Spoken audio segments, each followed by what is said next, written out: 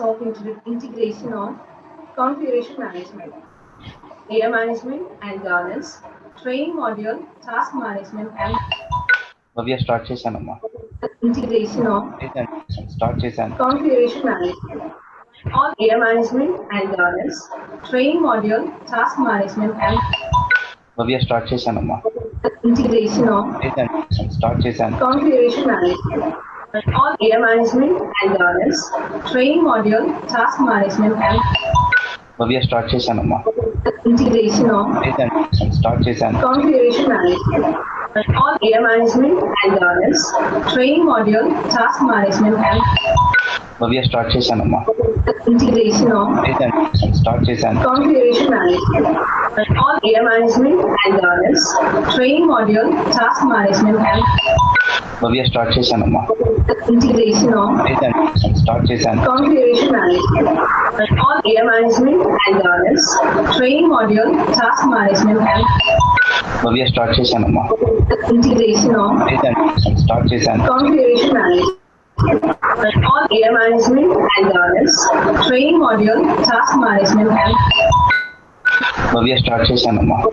integration of start చేశాను. configuration management, all data management and governance, training module, task management and Bhavya start చేశానమ్మా. Now I hand over the session to our speaker, Uma Reddy. Over to you, sir.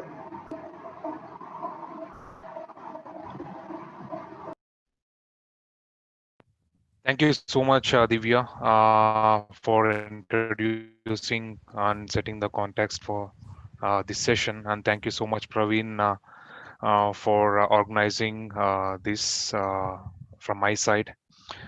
And thank you for the whole VJIT CSE team. Vinod, the 1 minute. HOD, sir.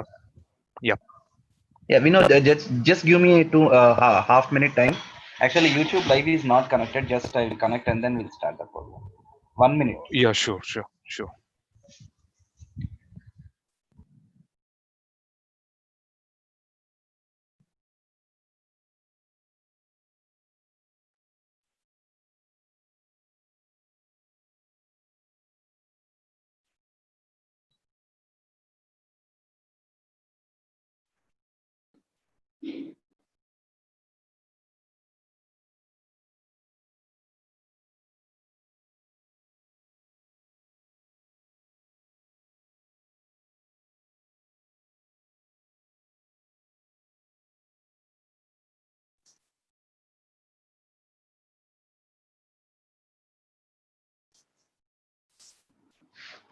You can continue, Vinod. Sorry for the inconvenience.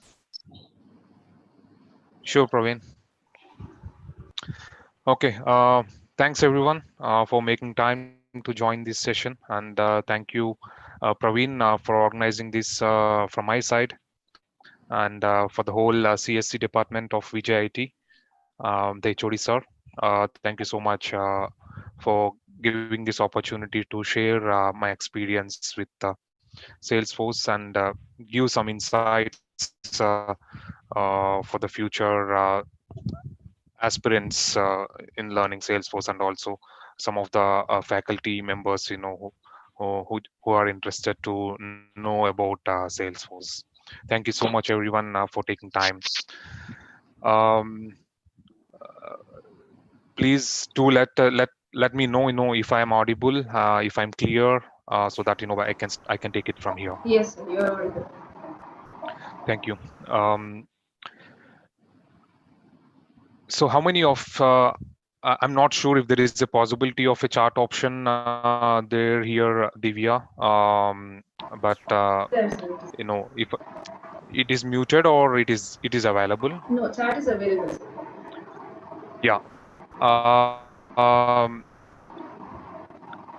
How many of you know that there is a platform called Salesforce, which is booming in this market, in this world of a lot of technologies. Are you people aware that there is a platform called Salesforce?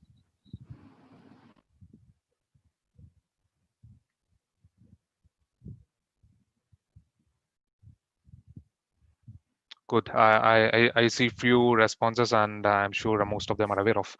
So before getting into Salesforce, um, how many of you know what is CRM? CRM.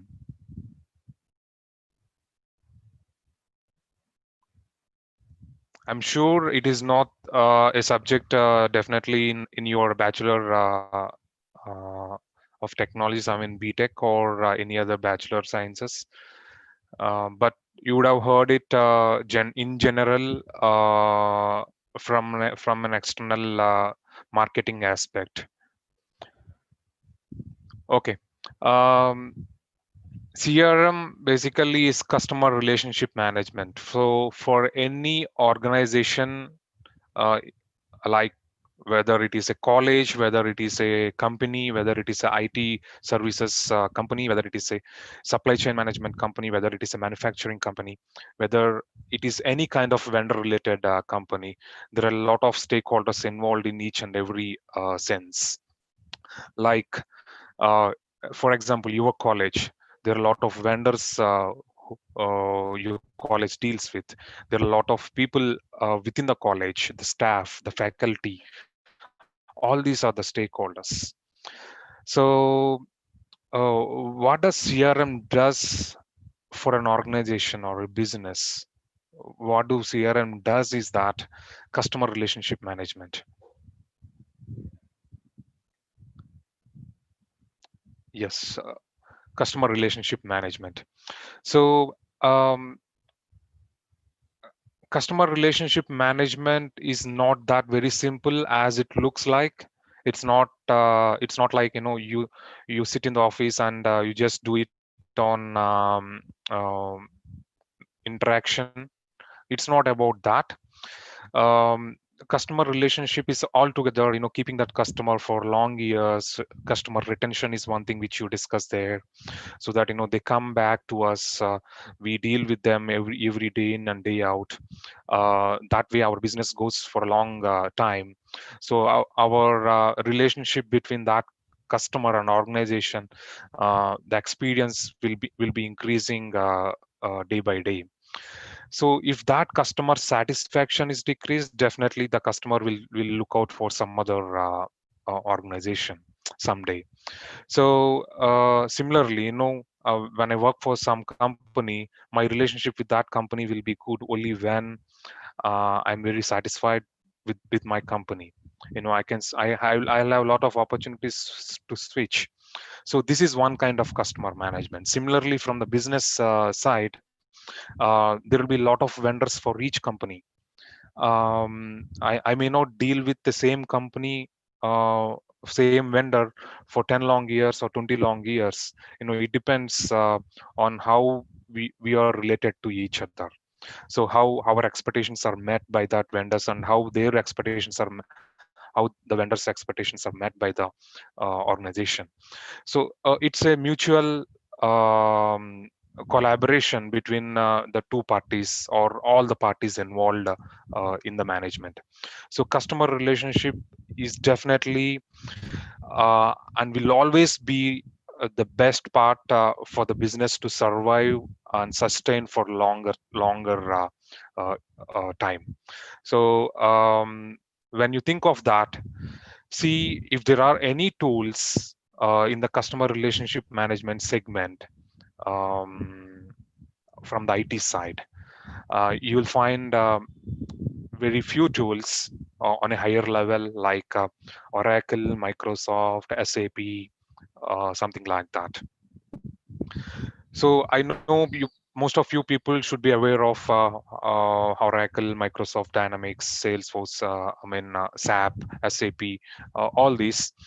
There are some budding tools as well which are coming all together onto the CRM platform, Joho CRM and Sugar CRM. These are some startups, which have been started in the last few years, and they are picking up the whole is changing, the whole is at a fast pace. The world is at a fast pace, where everything is on your fingertips. So the decisions can be made in a fraction of minutes.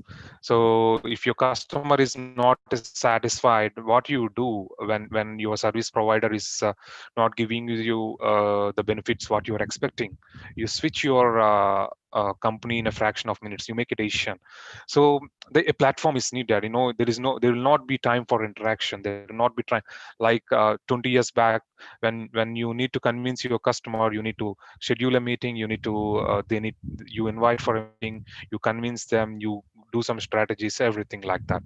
So CRM platform is booming because every customer is just virtually connected to everyone uh, on just an app, in at a step on a step of an app. So s- that's where Salesforce has envisioned this future of CRM. So it started in 1999, and it was full-fledged, came into operations in around 2004. In India, the market has started a bit late, but yes, 2004 was when it started out of operations from San Francisco, 1999 to 2004, and it was marketed well from there. In India, the market has been booming since 2010, and though there are multinational companies supporting all over the world since 2004, but people here or students here are aware of this technology or platform uh, in the late 2010.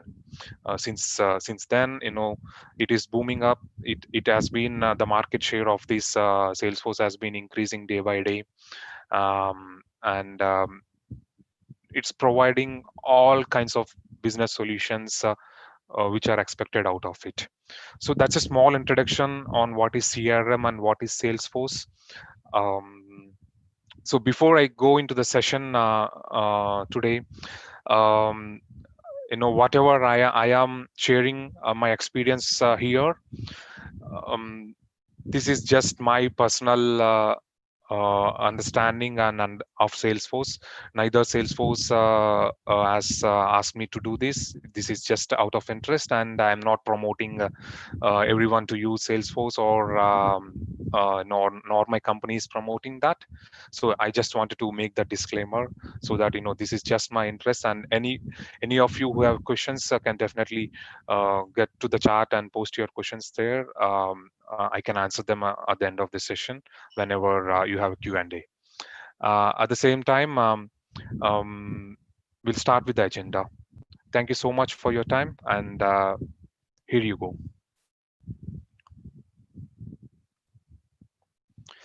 Okay, so um, today's session would be like, the Salesforce, the global CRM leader. Um, we'll talk about why Salesforce is the global CRM leader.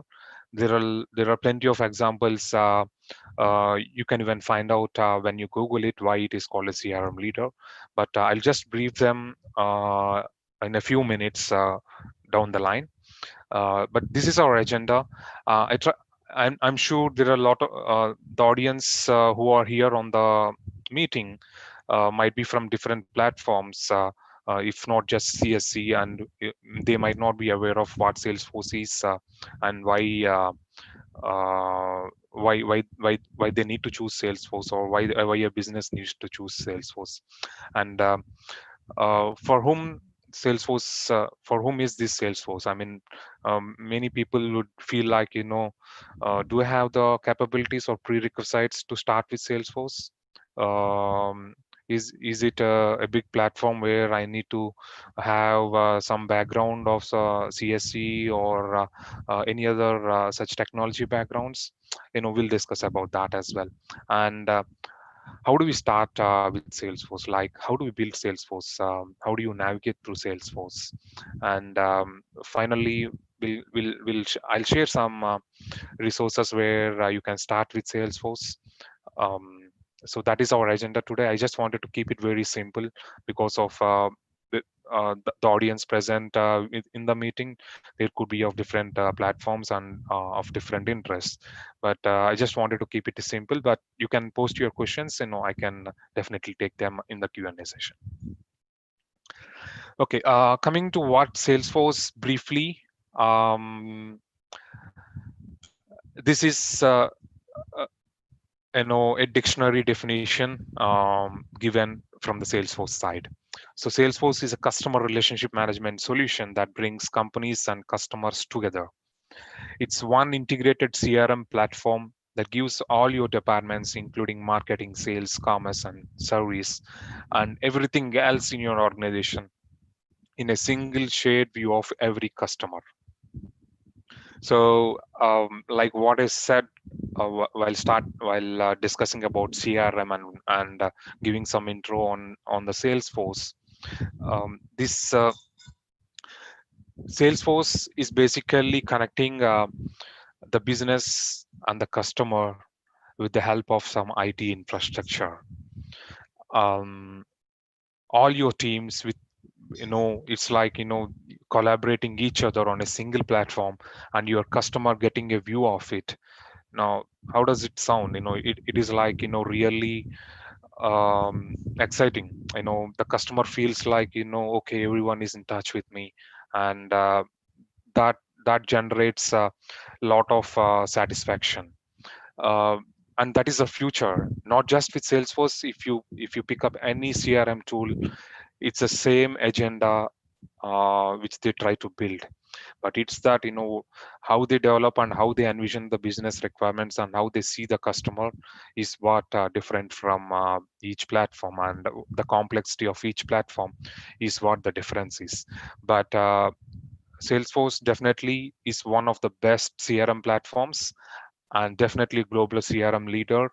We'll see why is that, and how they are doing that in the next few steps. Okay, before I go into why we need to use Salesforce, I'm just playing a video here. I'm sure you would be able to hear something about this. Just a small snippet.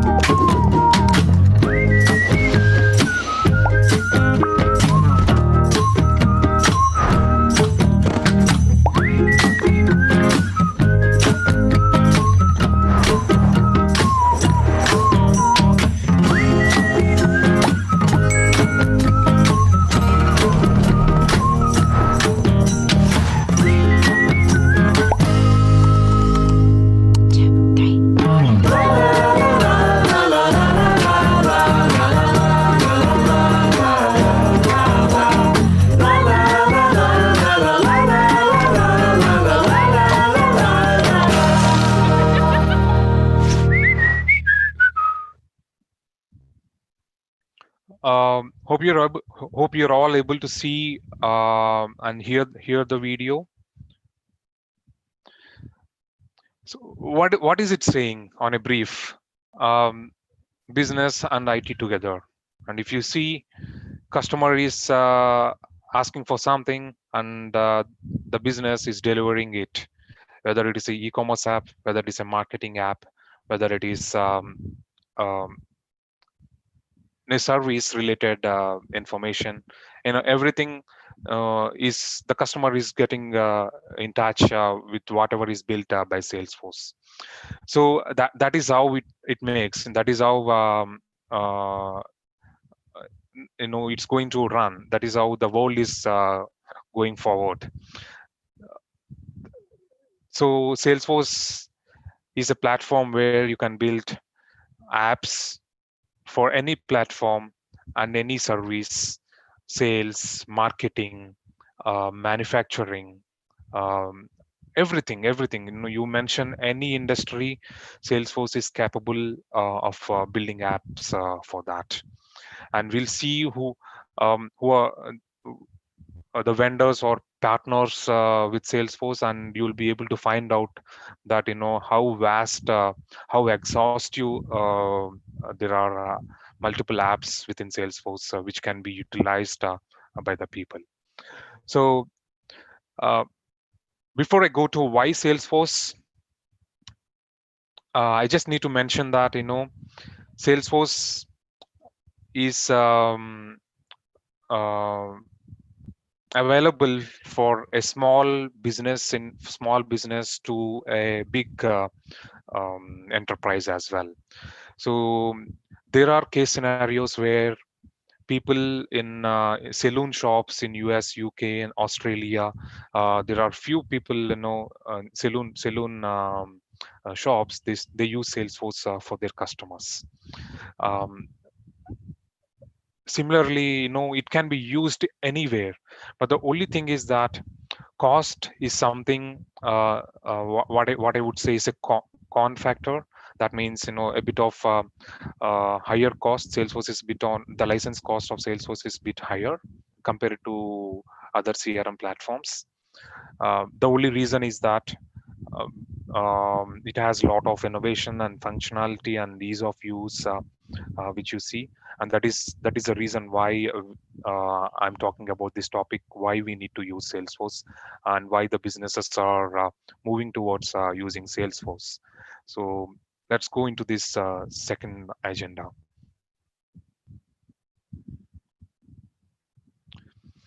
Yeah, so these are the competitive advantages of compared to other say CRM apps.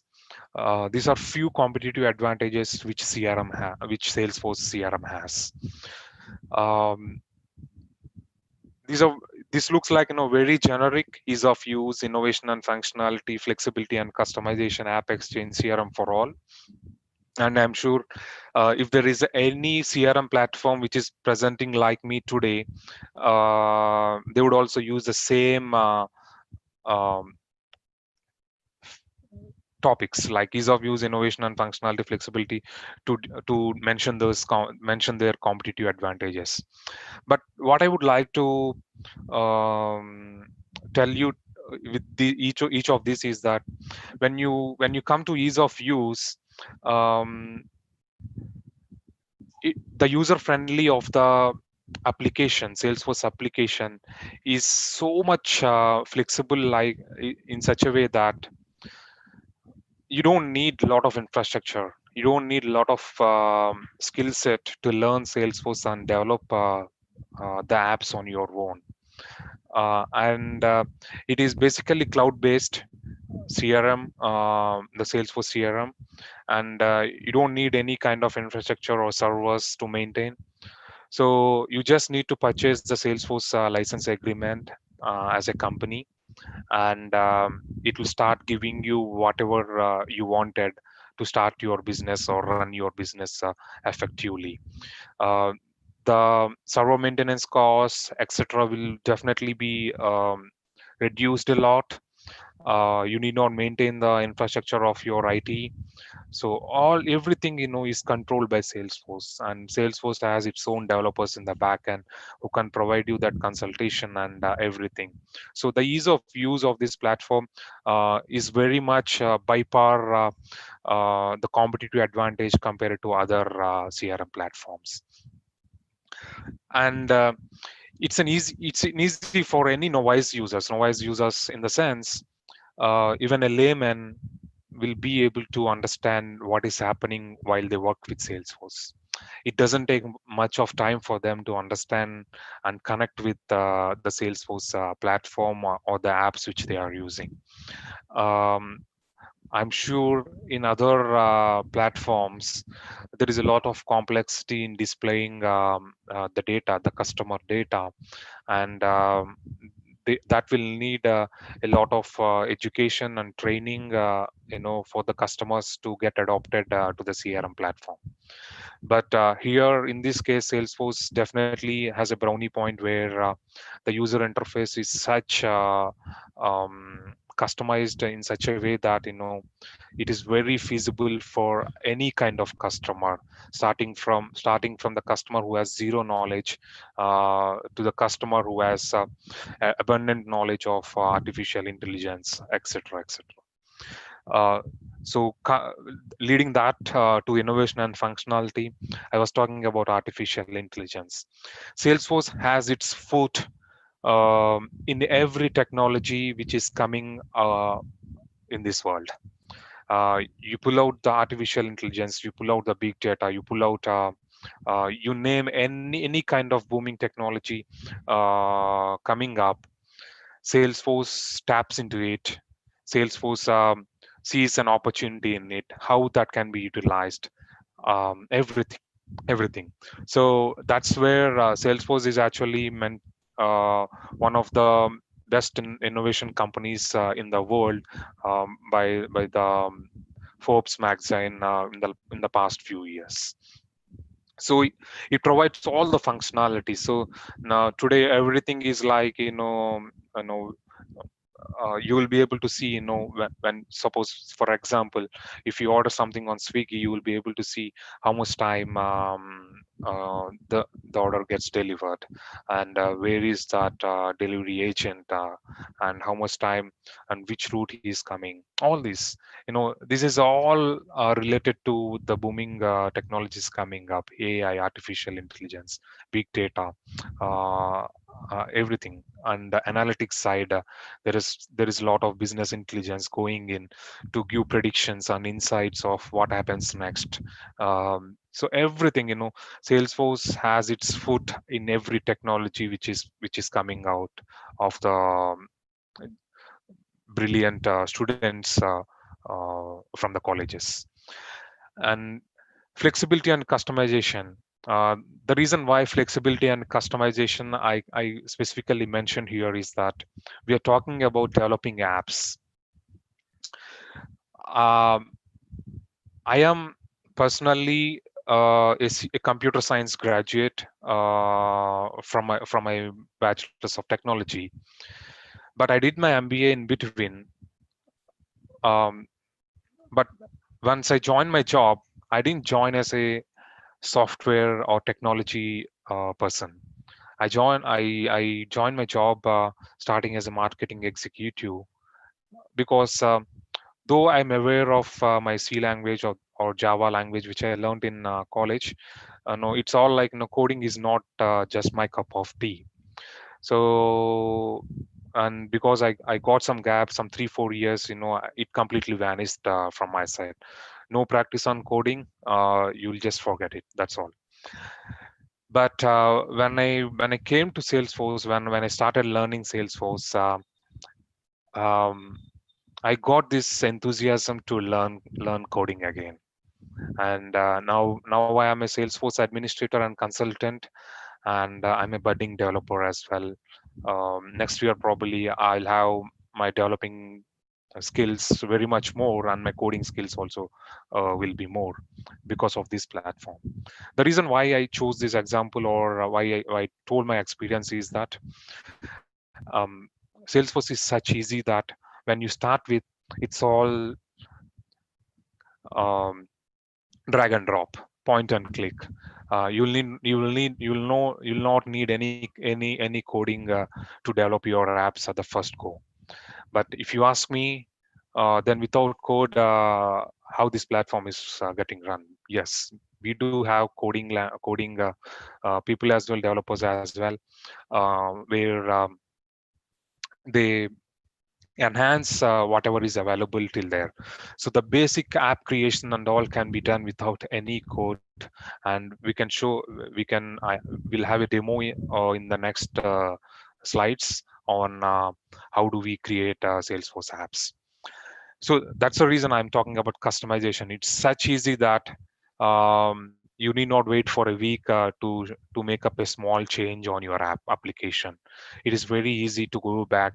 So previously, when there is an application, you need to raise a service request, and it takes days or weeks or months to get that implemented within your application.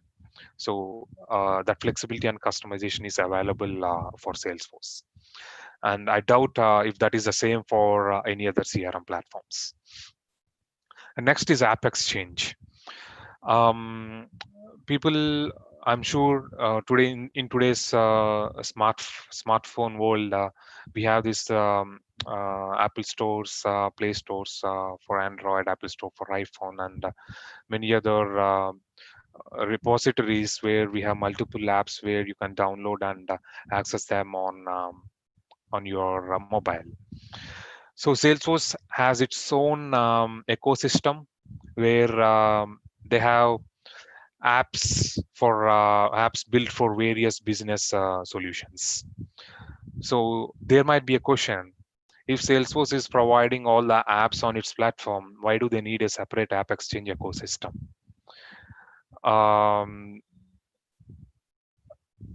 Salesforce as a platform, technology platform, can build solution and standardize and streamline at least majority of the business requirements given by the customers. But at some point of time, there is a business, because every business runs in its own way, and it has its own way of um, handling it. Suppose project management is one thing. Project management is different in each and every organization.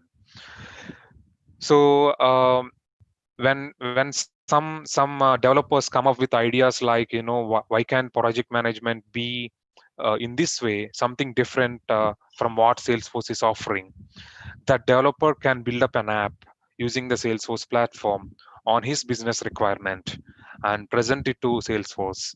And Salesforce, if it likes it, will help that developer to host his application, which is developed on Salesforce, into the App Exchange. So that way, Salesforce has a lot of ecosystem of partners. So there are individual contributors, there are companies who contribute to Salesforce, there are small startups which contribute to Salesforce, building apps for Salesforce for all the business needs. So App Exchange is really a bright future for Salesforce. Future, not the future, feature. And I'm sure no other CRM tool has this ecosystem built.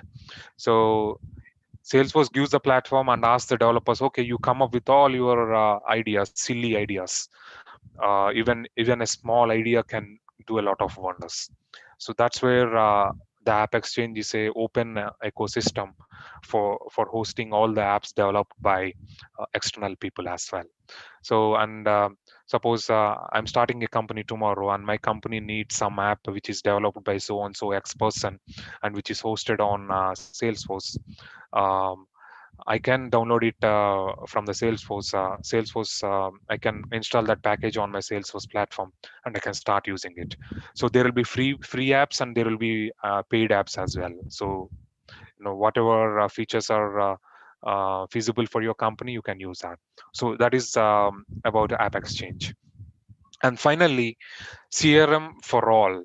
As I said initially, Salesforce platform is a technology platform where it provides um, support for any kind of business, starting from a small saloon shop to a big enterprise of 50,000 or 1 lakh employees. So it can be used at any longevity or at any scale as a platform. Going next, so getting into some of the stats in the next few slides, I'll cover this up a bit fast. Salesforce, like we are discussing some examples in the previous slides, it keeps their customer uh, at the center and looks at a 360 degrees view for the customer and tries to find out whatever the needs the customer has. And that is where this slide is showing up. And you'll be wondering if these numbers are really true or not, like 25% average increase in revenue for the businesses which started using Salesforce, or 30% high customer satisfaction. These are you might feel like these are exaggerated, but definitely not.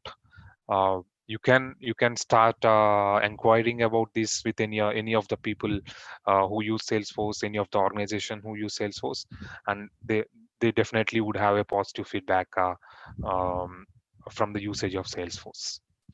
So basically, customer 360 degrees is what Salesforce believes in, and they support it as a customer centric company.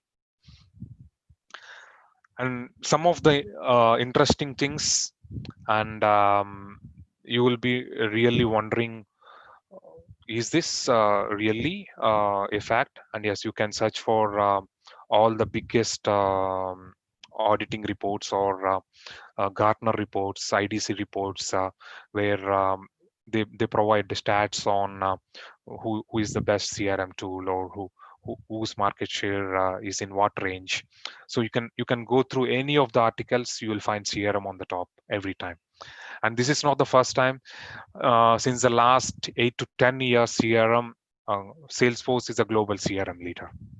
And if you see, uh, till 2019, this Salesforce CRM has 17.3% of the market share across all the CRM technologies. And this year, I didn't find a updated map from the article, but it has increased to 18.5% already, and it is closer to 20%. And in the next 5 years, it's going to be like a big market share for Salesforce, definitely 20% plus. And if you see the variance, no one else is closer to Salesforce. The only reason, because of this ease of use, innovation and functionality, flexibility, customization, app exchange, and these numbers. And just a look and just insight on how the revenue has been increasing, because um, I cannot boost Salesforce without uh, Salesforce getting any profits, right?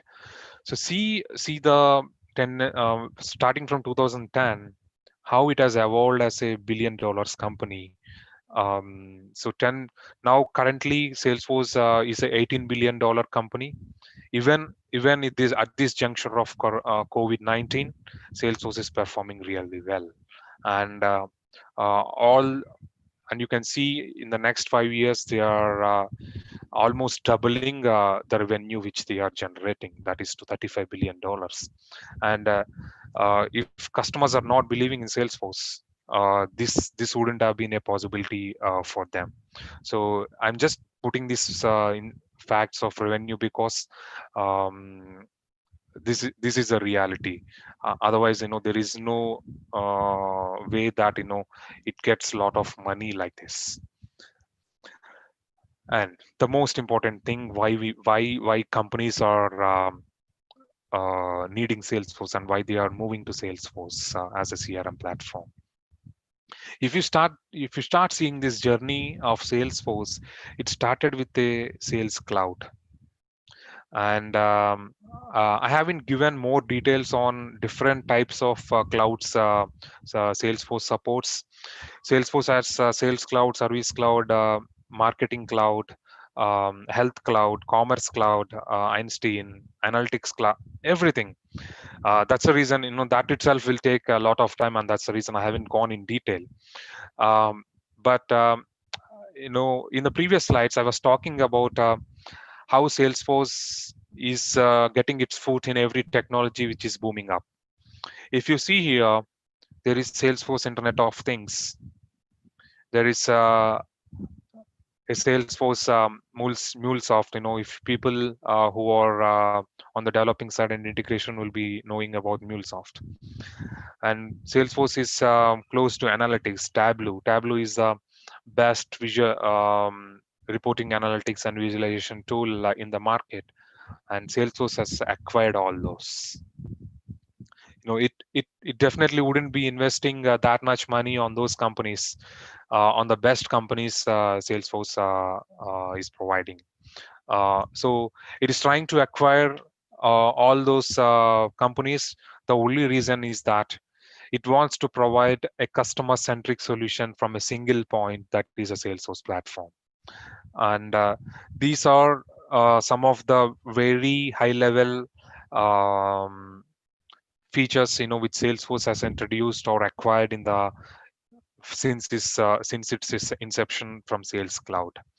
So uh, people, just to give some introduction on, there might be questions on what Heroku is. You might be knowing this. This is a platform as a service, where it supports several programming languages. So for developers will be aware of this. So it supports several programming languages like Java, Python, PHP, Scala, JavaScript, etc.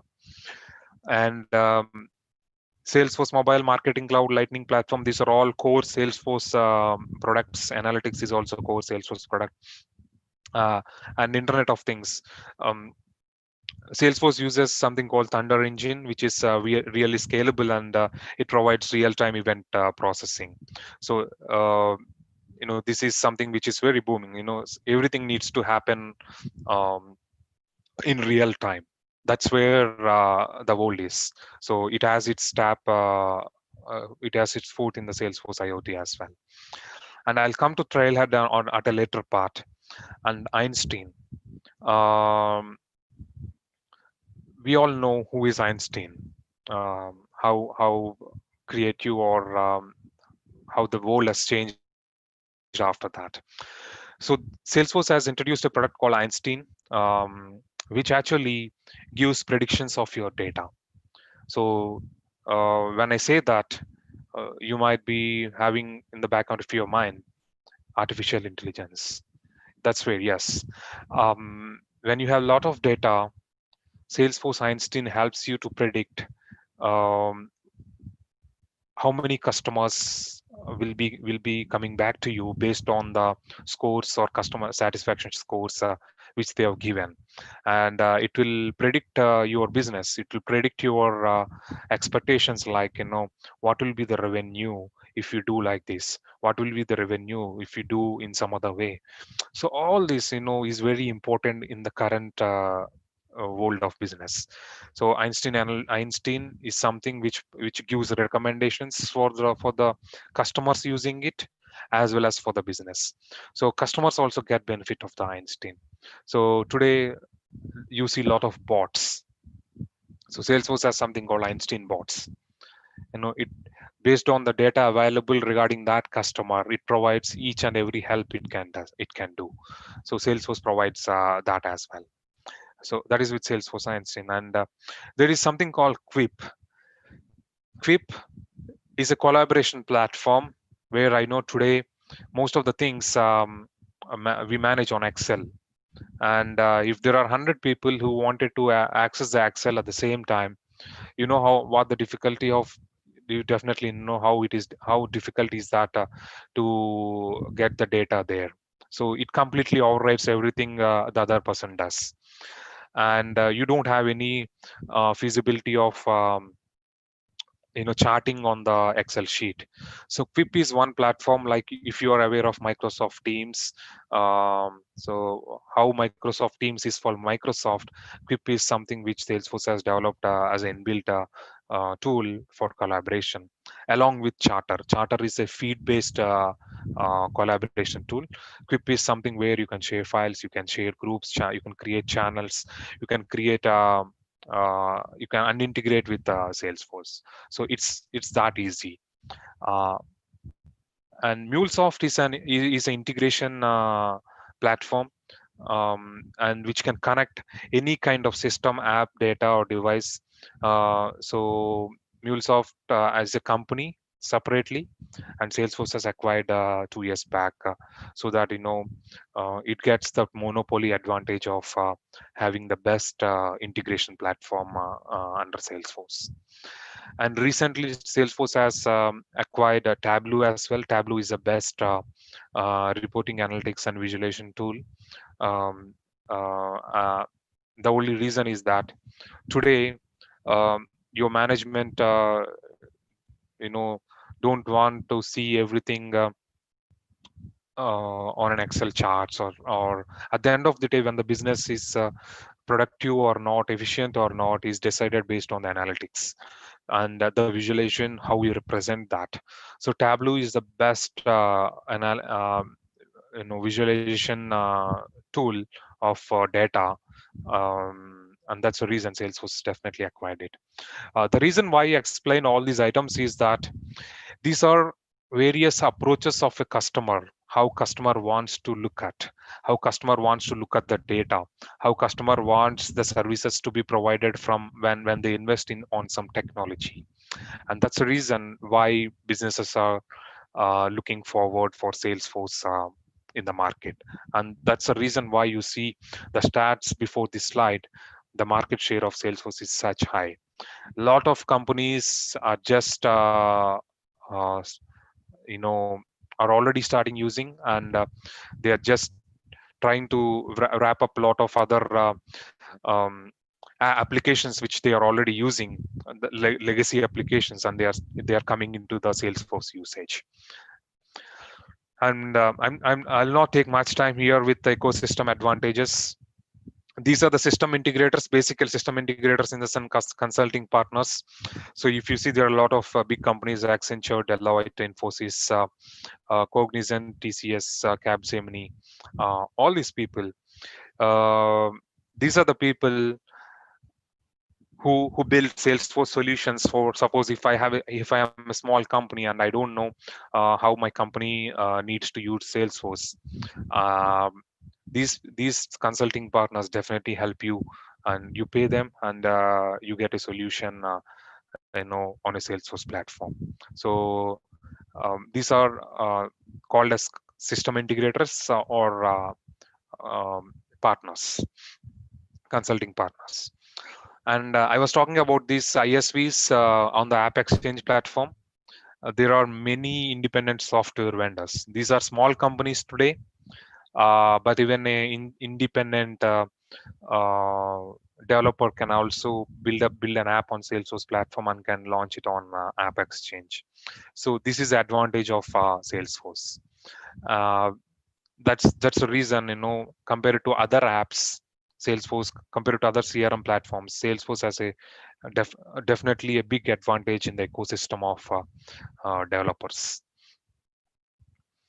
And the technology partners, you see the biggest partners here: the Google, Microsoft, Amazon Web Services, IBM. Um, few case studies where why these are the technology partners. And there is something called, suppose Microsoft product is, we have Outlook. So how do Salesforce collaborate with Outlook, and how the Outlook emails and meetings or events get integrated into Salesforce. So Salesforce provided that capabilities of extending how to integrate Outlook and Salesforce. Similarly, Gmail, etc. So all other services, which are provided by biggest giants of the market, Salesforce has the capability of extending that integrations to each and every applications. So these are Salesforce technology partners as well. Okay, right. Any questions till now? I'll take the questions at the end, but I hope I'm making sense of what I am telling you on the Salesforce platform. Okay, in the next 5 to 10 minutes, we'll move back to the demo session.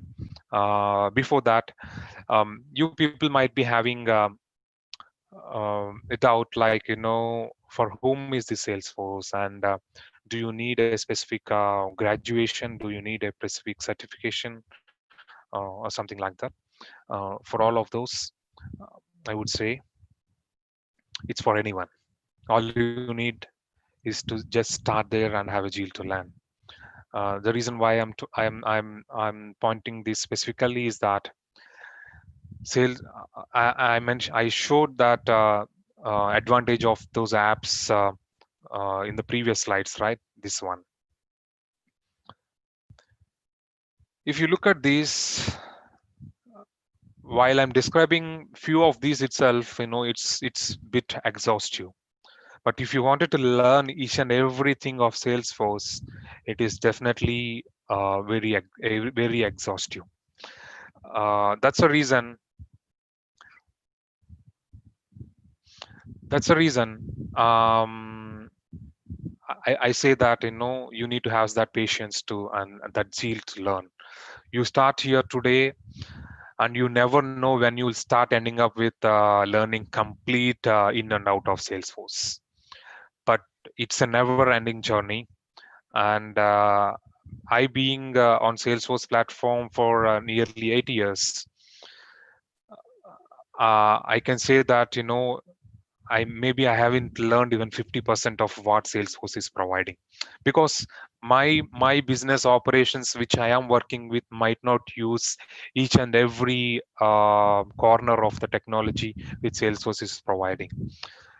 I would just be aware of that, like okay, Salesforce has come up with this feature, but I might not be using that in my business operations daily. So that enthusiasm of learning continues for me each and every day. I feel like oh my god, a new feature has come up and I haven't learned anything. So that's the reason I say, you just need to have that zeal to learn, and you have a long way to go while you start with Salesforce. On that note, um, I'm sure from the college side, Salesforce has conducted a lot of activities where people start um, their modules on the platform, learning platform, and they start with Salesforce, how to start with Salesforce, navigate Salesforce, create basic apps. And I'm sure there is a module which has run up last year by Salesforce, just to encourage and give some insight on what Salesforce is and how to start with Salesforce.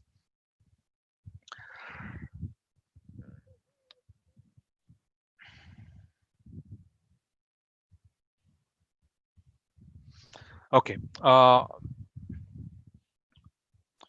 How do you build an app in Salesforce? So we'll go to the demo session shortly. How do you build an app in Salesforce? There are two approaches.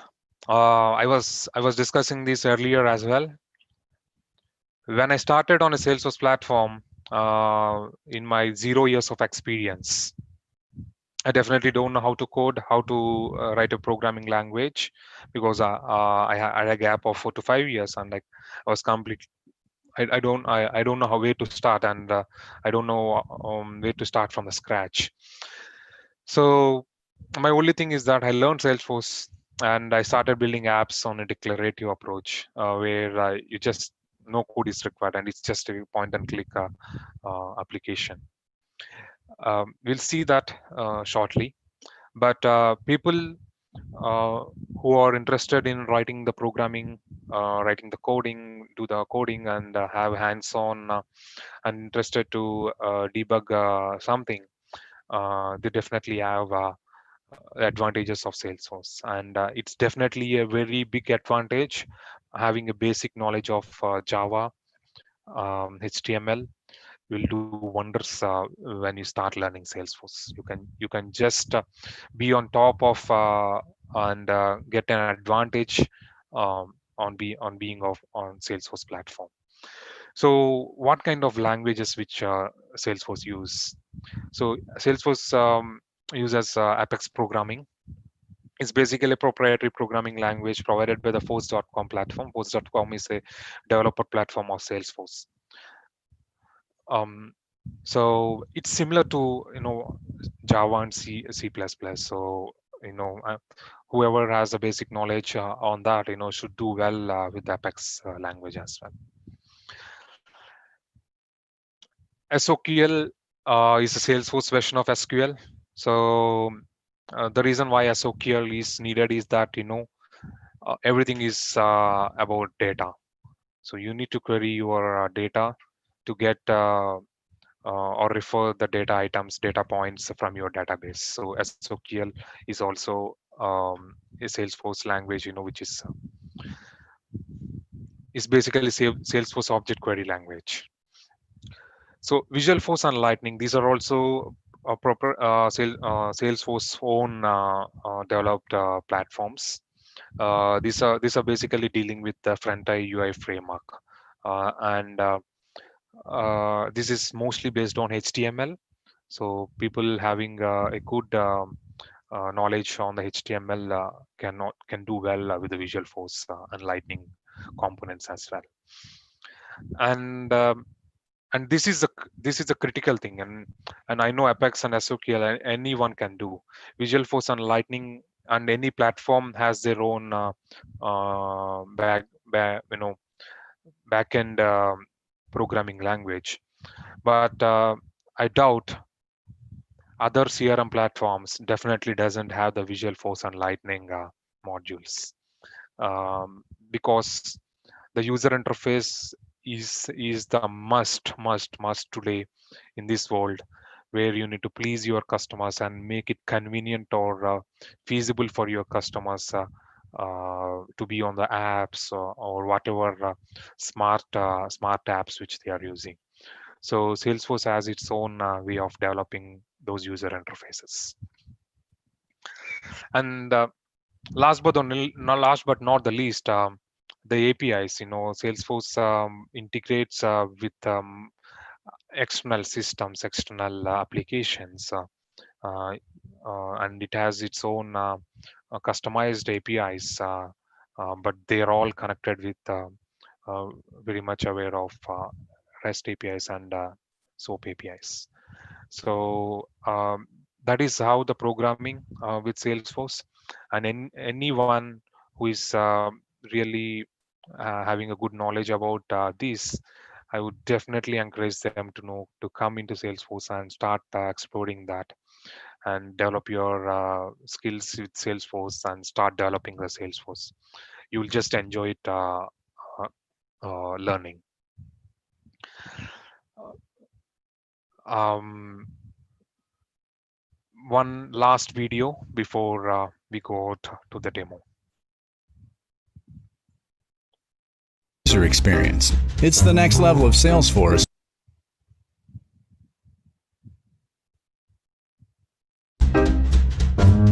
Lightning. It's more than a new user experience. It's the next level of Salesforce that everyone wants. A framework for fast customization, an ecosystem of ready-made apps and components. It's about helping your entire team get things done more efficiently, so they have more time to make your customers happy. Now, sales reps can be more productive with everything they need in one place. They can sell smarter with Einstein lead scoring and insights. Make a call, leave a pre-recorded voicemail, logged. With every customer touchpoint right within Lightning, also logged. Managers can see how their business is progressing at each stage with Kanban. With Einstein-powered search, they can limit results need. And when you need something more, your teams can collaborate on the issue. With the Lightning framework, pages are made up of components. Developers can use pre-built blocks of code to quickly create new components. Admins can drag and drop those components, reusing them on any page. They can even find hundreds of Lightning-ready apps and components on the App Exchange, taking your business to the next level, saving on development costs, and making your employees happy. Because happy employees make happy customers. Lightning, where innovation happens with Salesforce. Visit Trailhead to get started and see how you can be more productive in every moment with Lightning. Blaze your trail with Salesforce.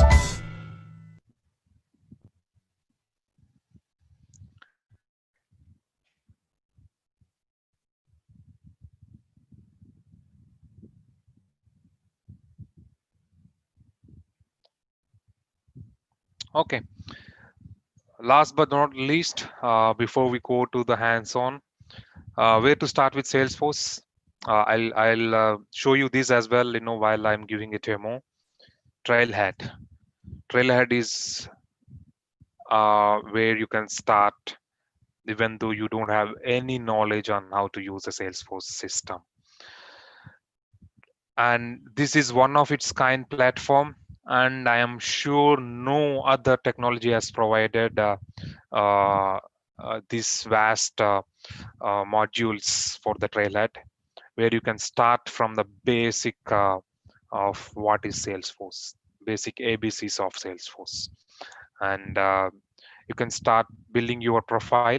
You can start building your trailhead profile, where you get the badges, where you get the scores, where you get projects, where you get the modules for business specific scenarios.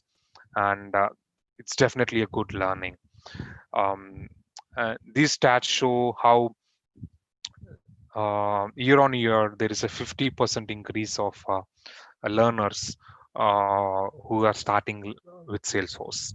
So I definitely encourage the students, in fact, the other faculty people as well, faculty members as well, you know, if to see if there is any opportunity for you to switch to the Salesforce learning. I know it would take time, but definitely uh, a worth giving try, and look at the new technologies. Okay. Before we go to the navigation and demo, do you people need to get some answers for any of the questions you have?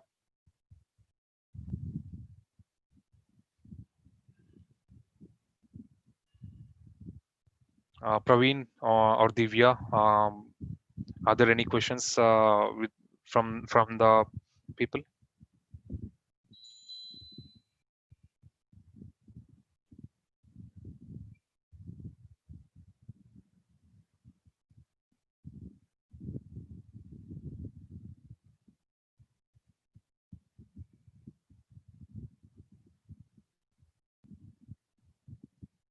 Great.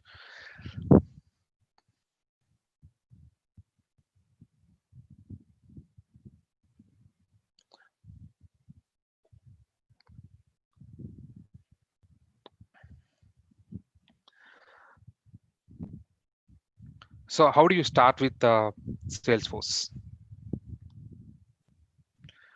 So people who are not aware of uh, how to start with, I would recommend first you go to this page called trailhead.salesforce.com.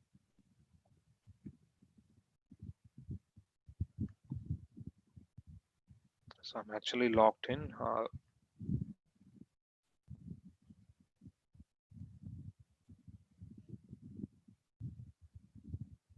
So this is the trailhead.salesforce.com platform, um, where you can start with your complete Salesforce journey. And it's open for everyone. There is no cost involved. Anyone can start learning from here. And you have a lot of trail mixes, modules, projects, and it will even show the career paths for the students, where to start with, and what is the next level of career they can take up. And if you're working in an organization, you can design your own trail mix. Like suppose I'm working in some business, and my people need to know that how to operate Salesforce, so I can mix up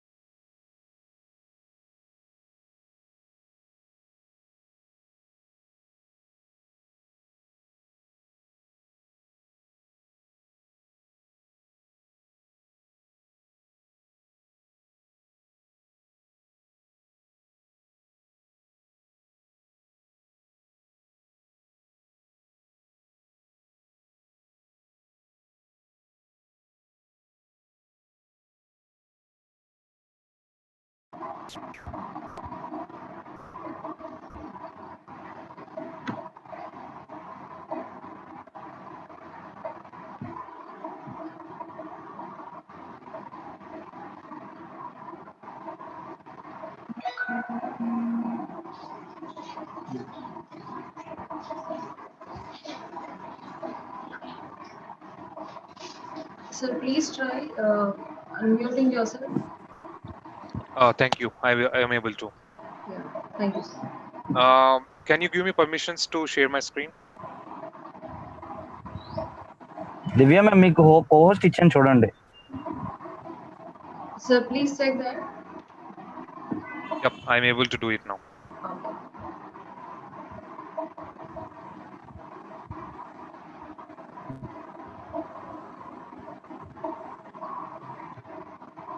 Everyone is able to see my screen?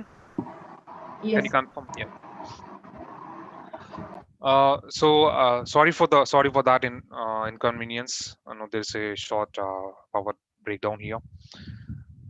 Trailhead.salesforce.com is where I'll ask you people to go in and sign up yourself to create an account.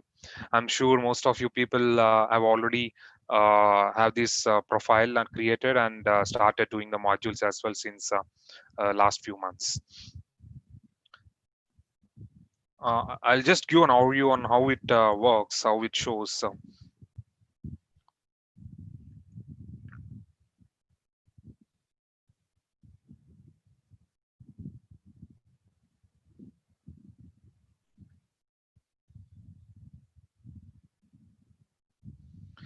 So you see all my in progress batches coming here. And the batches which I completed, you can see on my profile. When I go to my profile, you can see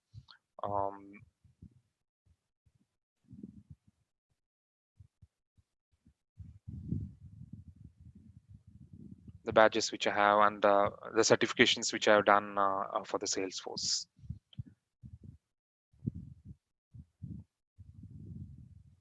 Badges, projects, super badges, modules, etc. So this is just an intro on this. So you can connect any of the developer editions to your Salesforce Trailblazer.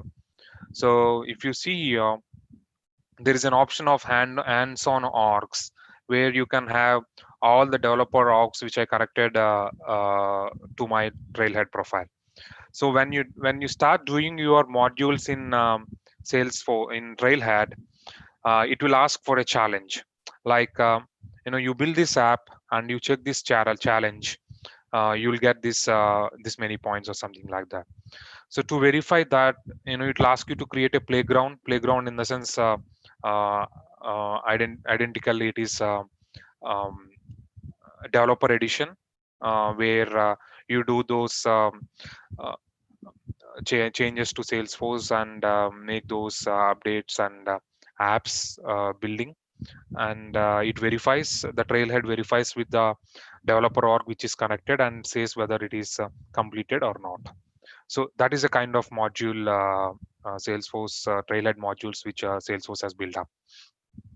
So you can connect a new org every time you have a developer edition, and there is no limit on the number of developer editions or Trailhead playground modules you create, but make sure that you are using the right developer edition or a right playground module for you to start with Trailheads. When you are verifying a challenge or something like that. You need to make sure that you are using the right Trailhead so that the challenge completes successfully. So how do you create your developer edition on the first go? And as I said, you can create number of developer editions, but you always need to have a unique username. So Salesforce, if a username is used by if I create one username and the same username cannot be used by anyone, not just me, no one else can use the same username again. So but however, there is a kind of expiration for your developer orgs, Like if you are not using it for more than a year, you will get an alert from Salesforce saying that your developer edition is not being active since last 365 days, and so we'll be discarding that, or um, you know making it closed within next 15 days or something like that. Then you can start either renewing it, or you can go with the new developer editions every time. So developer edition is a free edition. There is no cost involved in it. Talking about the pricings of other Salesforce editions, as I said, it starts from a small business to enterprise editions. So cost varies for each and every edition. But developer edition is one thing with limited data storage capabilities. It gives the developers to explore the benefits of building an app. So this is an open platform for anyone to come in and use their skills, develop some apps, and project their skill set here, and build their get some weightage on their resume, like what they built, and they can even um, get those source of relationship with Salesforce, and see if that is a really good app. You can host it on an app exchange. So where do you start? There is developer.salesforce.com, where you can sign up for a developer edition. And when you start signing up, it will ask for the details. You'll need to give your unique username at the end, and that will take you in after verification for an email. You'll get a verification here. Um, Welcome to Salesforce. Verify your account, and you just need to verify it, and you'll be in successfully logged in. So now I'm actually I already have a developer edition which created just for practice purpose. I'm trying to log in to that.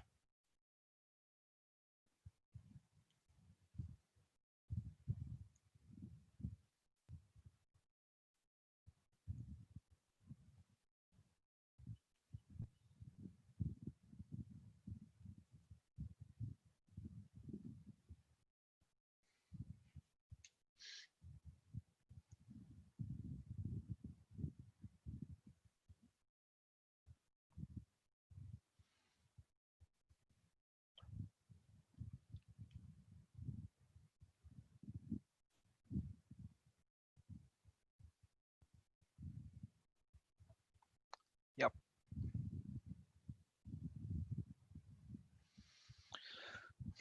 Bad luck, we have a server error. So I'll try to log in from other hands-on which I have.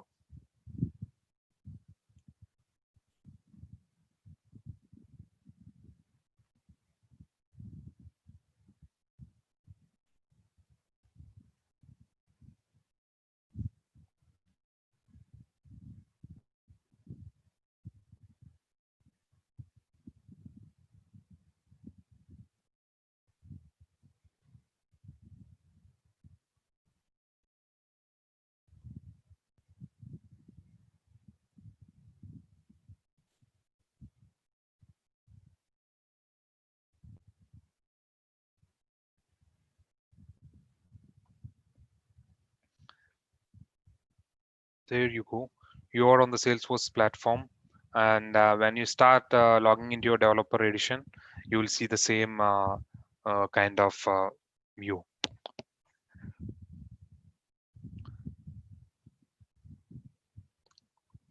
So some basic navigation tips. This is called App Launcher, where you can see multiple apps, pre-built apps, which are already available here. And to give a background on this, Salesforce has something called standard objects and custom objects. Standard objects are basically given directly by Salesforce with some presumptions that this is a basic need for any business which starts using Salesforce. So they give the opportunities, leads, tasks, files, accounts, contacts, all these objects as standard objects. And it is up to your business whether to use the standard objects or not. You can completely ignore the standard objects, and you can completely build your own custom objects and start using that for your business.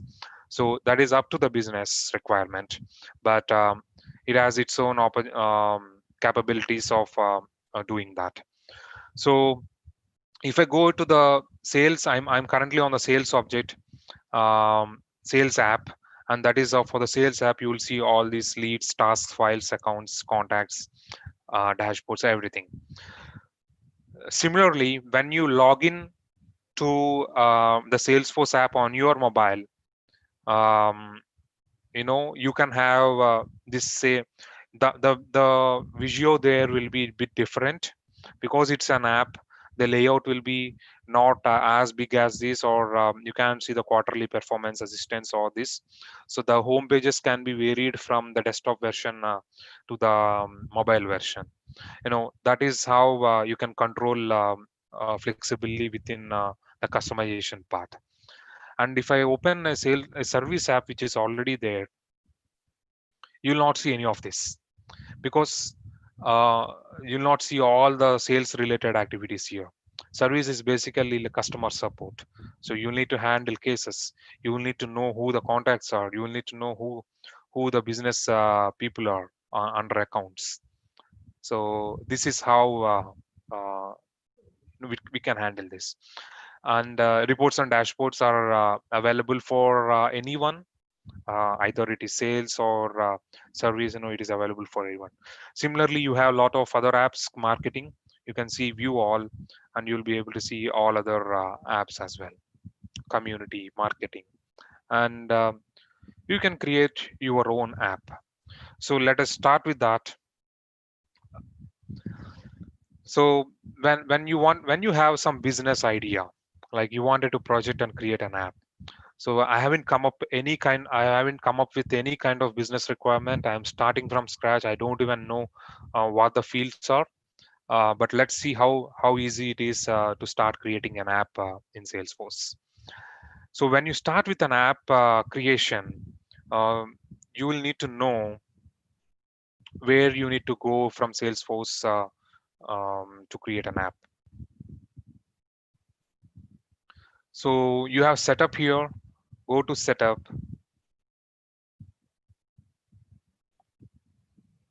and there is Lightning App Builder.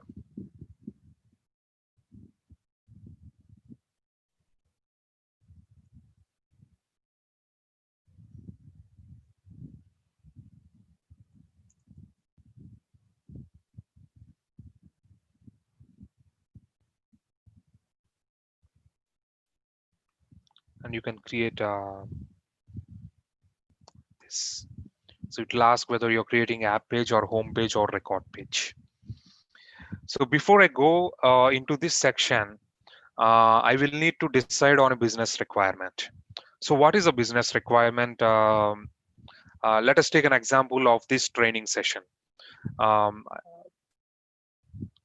example, you need to go to the object manager, where you need to start creating a new object. So custom object. So I'm creating a label custom object called training.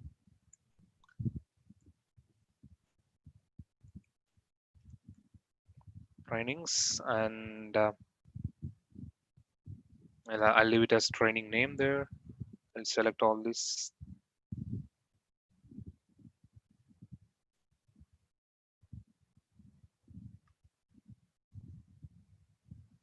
Save. So under the training, I'm taking the example of today's session itself. Under the training, these are already given pre-built fields created by last modifier and owner. Training name is what the unique identifier which it has been proposed when creating a new train. So in this object, when you click on fields and relationship on the side, you will see what is you can create any new additional fields. So I have the training name already. I can create a training type, which is a pick list. like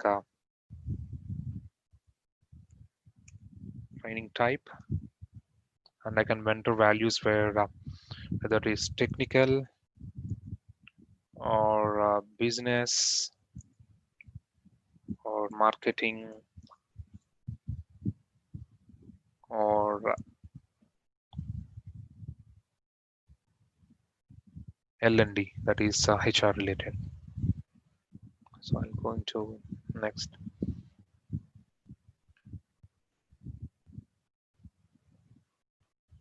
I'll make it visible for all the profiles.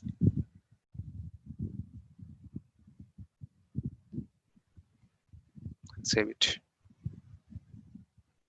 So now I have a layout created as well here.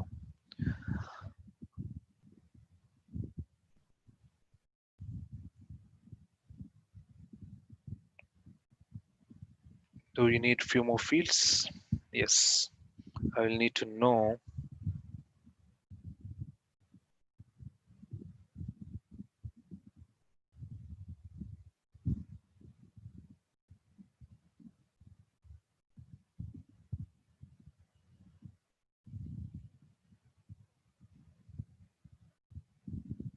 I will need a formula field where I can calculate how many of the attendees are there and how many of the training total training hours created there.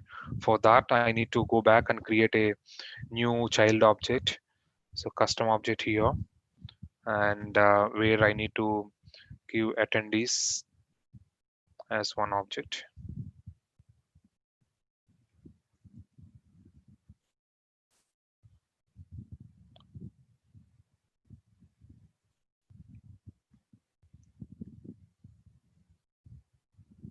I have it there.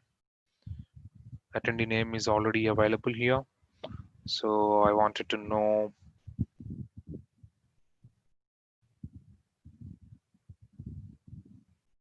date when they attended, for example.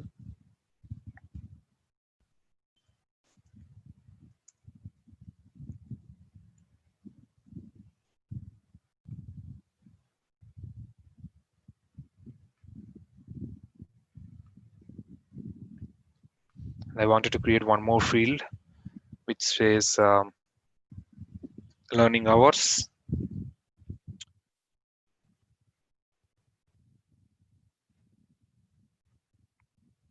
So these are the data types. You can choose what kind of a field type you wanted.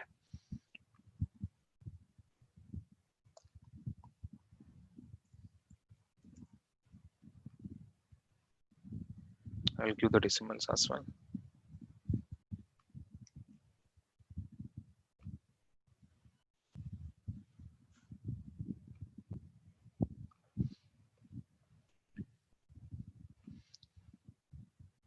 Save them. So now, because I wanted to map, I created two objects. One object is attendee, one object is training. Because I need to map both these objects to form some relationship, and everything is about relationship.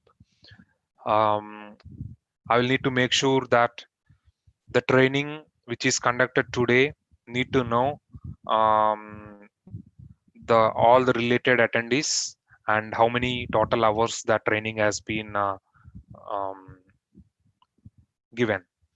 So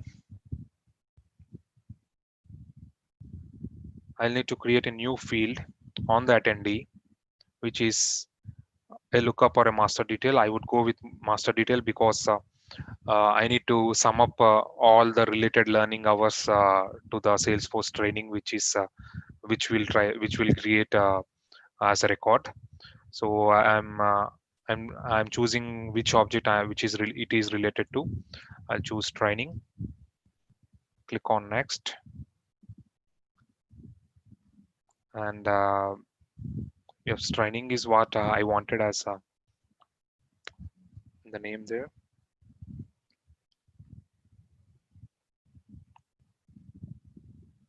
Good.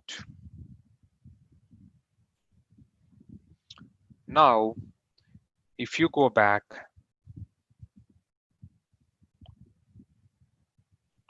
you have objects created, but you don't know which app I need to go. You can search for training here, and you'll not even find that. So where this training object and attendance object have been vanished. So what should I do? You just go back to the setup and open this app manager.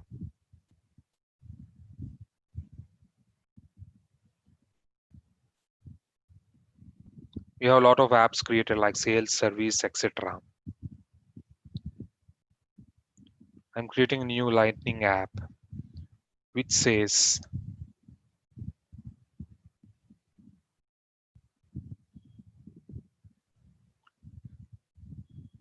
I'll name it as training sessions.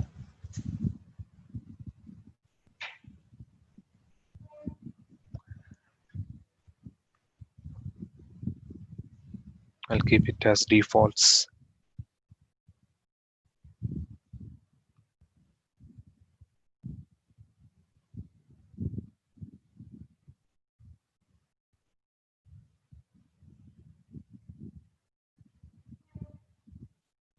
I wanted home.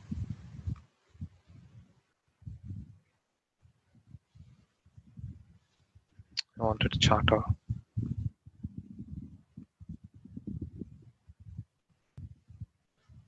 I wanted reports, dashboards, and I wanted to give it to, let's say, all the users. Or I'll select specific user, system administrator.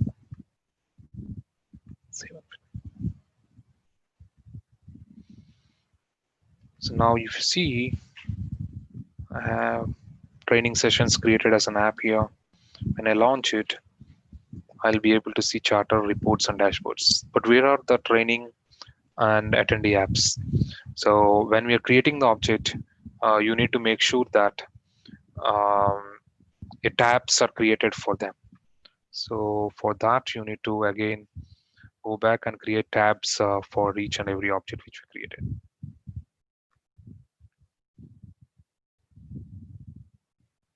So custom object tabs, there are no custom object tabs because we created two custom objects. Let's do this. Object name attendee, tab style, whatever it may be. Okay.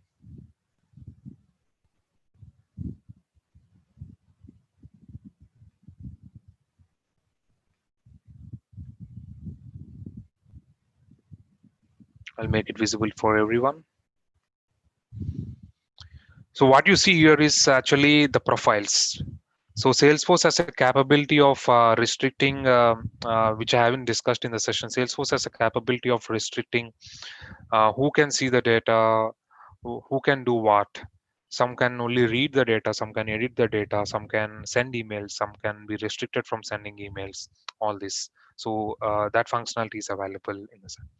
And you have one more thing for training.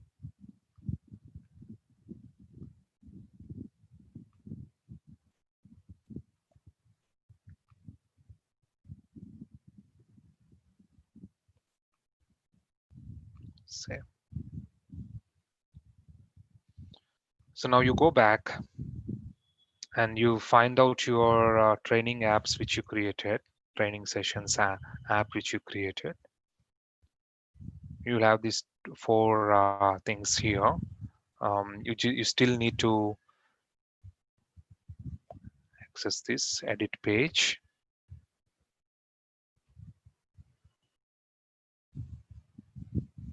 Before I go to the app manager, setup.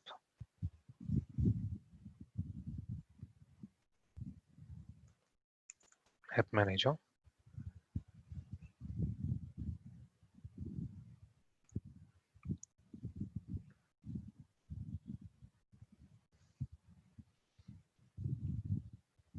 Training sessions app is here. I'll edit it.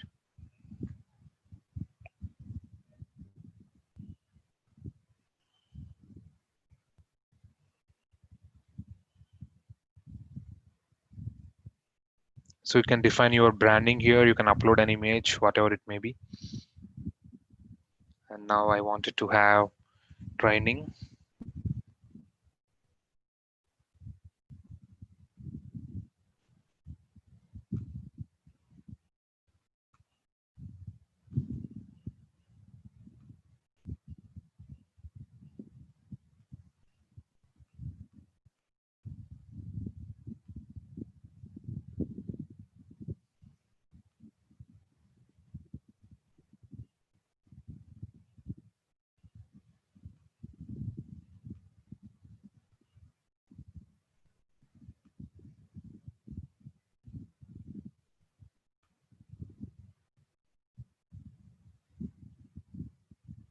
I'm still not able to see here. So let's see.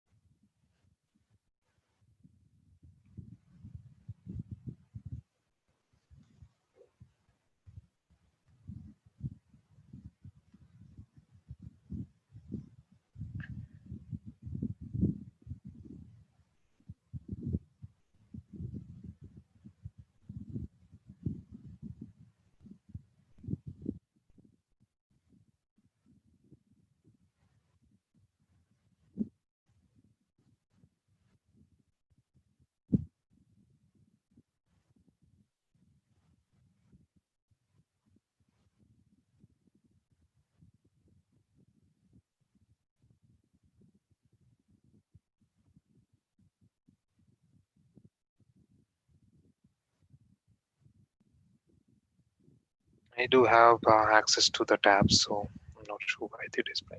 Let's do this.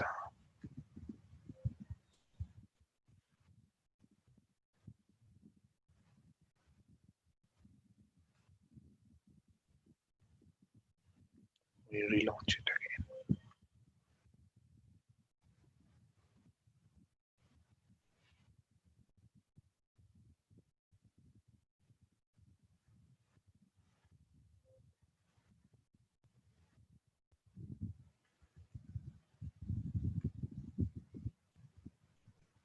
Yep, there you go. So trainings and attendees are here. So now I need to have one more field created on the trainings to know the total learning hours of that specific training, because I created only the learning hours on attendee session. So I'll create a roll up summary field where it gives us all the learning hours on the training. So total learning hours.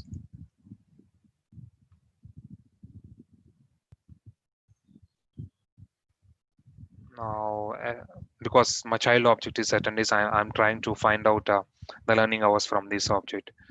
So I need to sum, field to aggregate, and the learning hours is what I'm looking out for.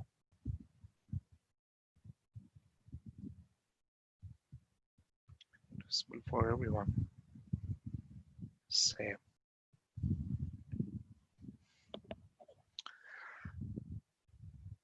Cool.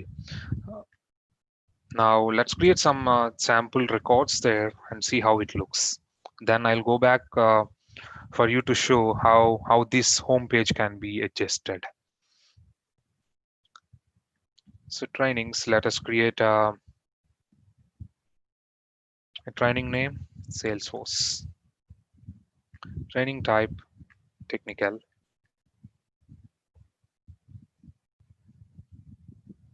Let us create one more training, two or three trainings more. So I'll give it as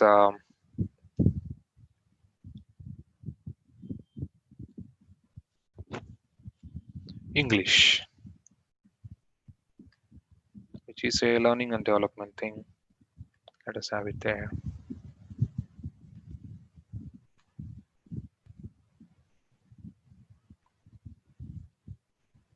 Let's have one more.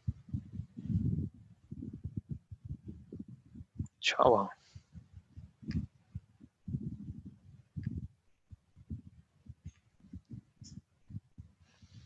So now you have your trainings here. So attendees, go to attendees, create a new attendee.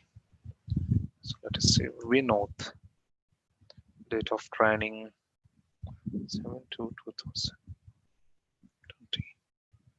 So learning hours 2, and I can search for which training I'm attending here.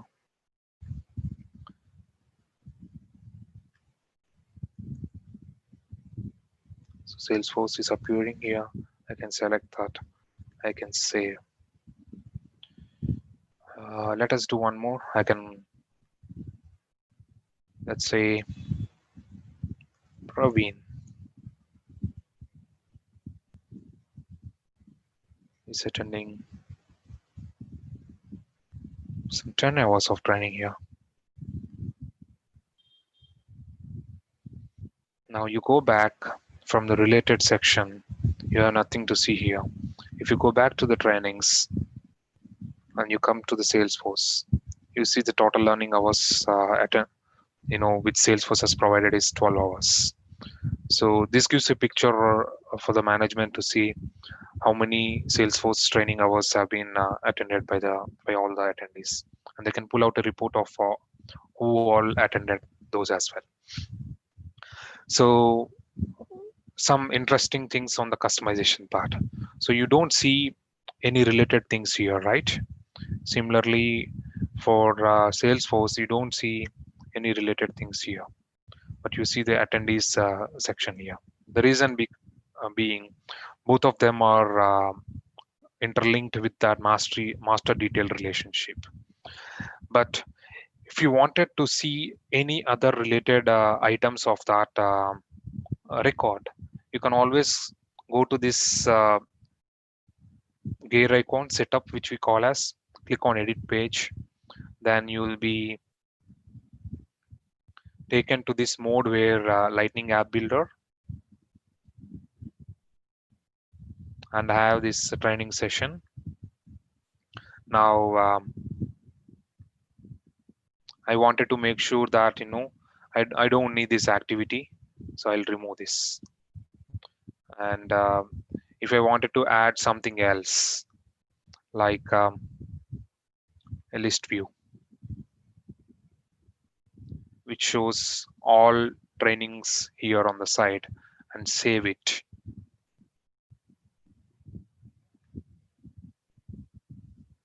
Let's go back and see how it is.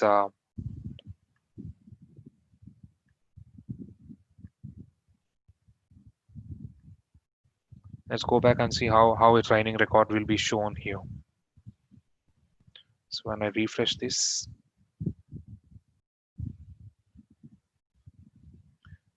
you see here, I changed that activity button from my screen, and I kept all the trainings available on the side. So now when I am on the Salesforce training record, I can at any point of time go to all other trainings which are available for me and look at the information related to that. So this is how customization, this is how easy the customization is. Let us do something else. So I know related doesn't have, other than attendees, we don't have anything else. So let us go to the object manager of attendees first. And in fact, instead of attendees, I'll go to training. So there is a page layout here. So default training layout, and you can create a number of layouts. That's up to you. This is a default layout which has been created for this. And if you see, other than open activities and activity history, there is nothing we can do here. So what I'm going to do is I'm going to add some more things here, files, so that I can store all those content catalogs which are used for the Salesforce trainings. files, and I also wanted the training history. So if someone changes on the training, I also want that. So I'll change that as well. Okay, that's enough for now. And I save it. Now, if you go back to the training page, you will not see them most of the times. But if you really see, yes, you are able to see this. So files, training history, and attendees. So suppose one of your leaders says that I don't want this tab version.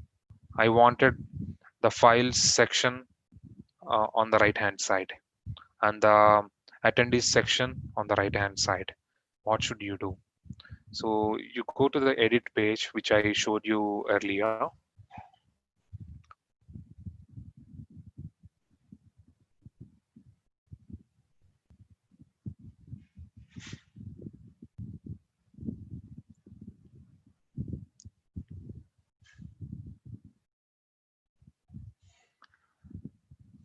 Now I'm deleting even this section. I wanted to add, then there is, you can search for the related list here, and I can add each component here in this section. So the parent record, use these trainings related attendees. I can see attendees here then. I wanted one more section for suppose files. Use this training files. And now I go to the related tab. Now I remove the related tab here and save it. Now when you go back to the training sessions app, and when you click on the trainings, see here for Salesforce, you will see who are all the attendees here, and you can display the other fields as well. For now, I'm not going that detail, and you can see files on the section. So this way, the customer requirement can be customized, and there is a flexibility of doing that with Salesforce. And remember, this is pure administration stuff. So if you feel like there you need more advanced coding and Visual Force implementation, and I don't want this kind of view, I want some flashy things, then you have always an option to go to setup, and there is something called Visual Force page components. You can go there and start building your new Visual Force code. So you can just write that code here. So test VF page, click save.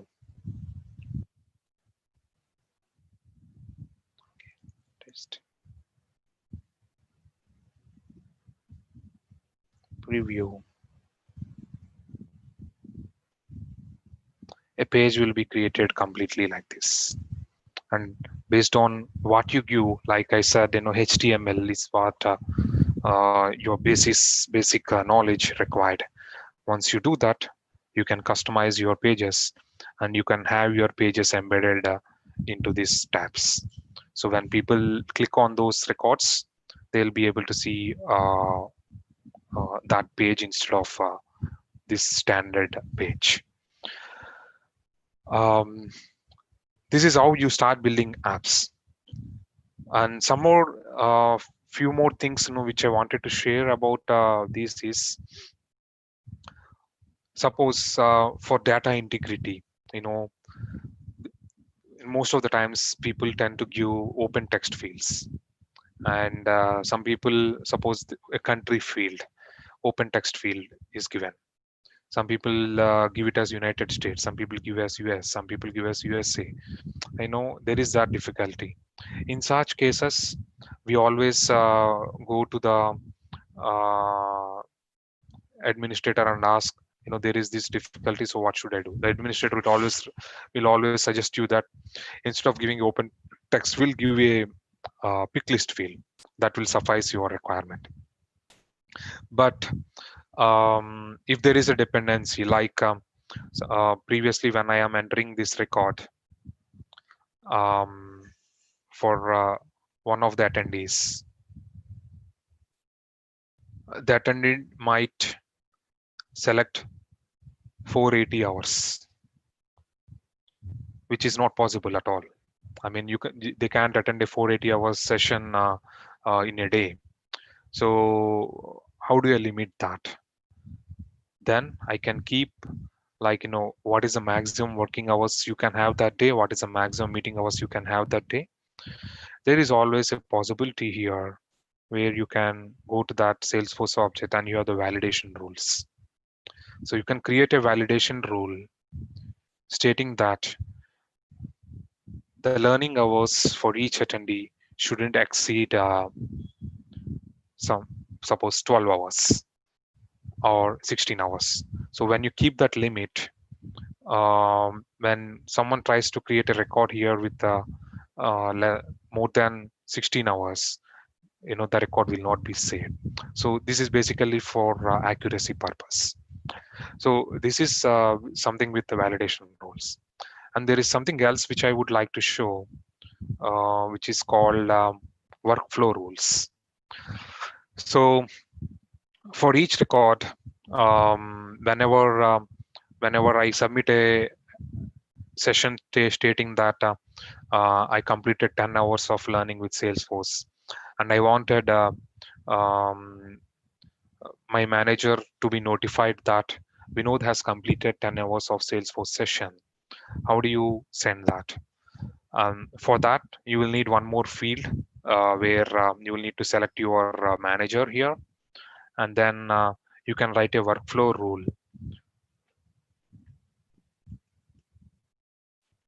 Here, where you'll give the criteria of the workflow rule.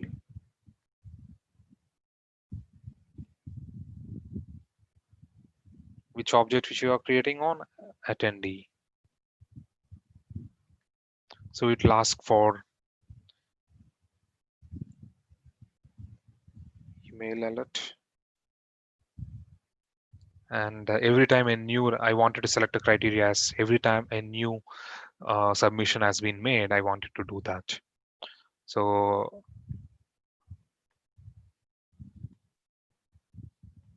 suppose for Salesforce training, so if a training name equals to Salesforce,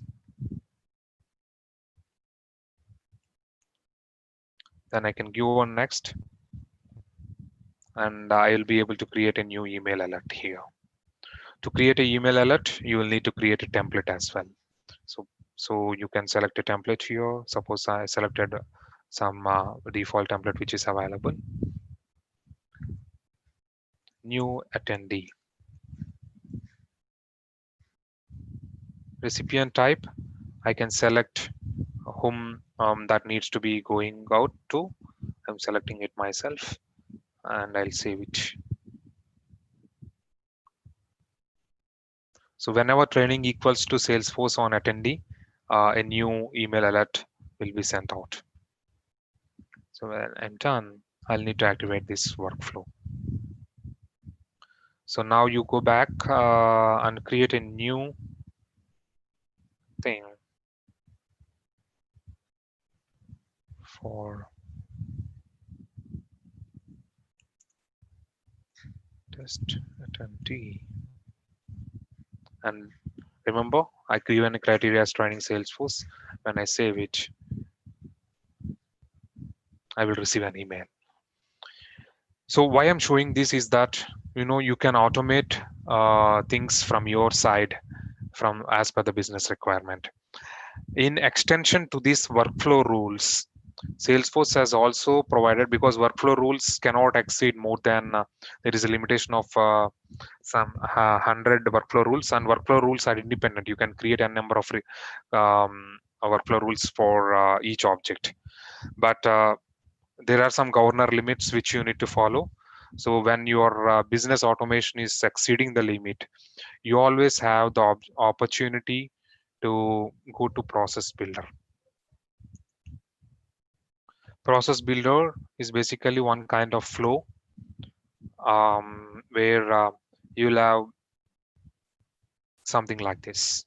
So for an opportunity, when a record is created or edited, I wanted to say whether the opportunity stage equals to prospecting, then I need to get a field updated on the same record. So suppose this process builder is stating that whenever the opportunity stage equals to prospecting, I wanted two fields to be updated. What are those two fields? Additional meeting scheduled equals to true, and first contact made equals to true. So once you activate this process, the record will be automatically updated and you need not manually do that. So that is how the process builder helps. And what is the difference between workflow and process builder? In the process builder, for each object, you can have only one. For suppose this is for opportunity, and here I have this stop thing. Now, if I clone this and say that there's a new version which I'm creating for this, I can add a multiple criteria again, test criteria, or suppose stage again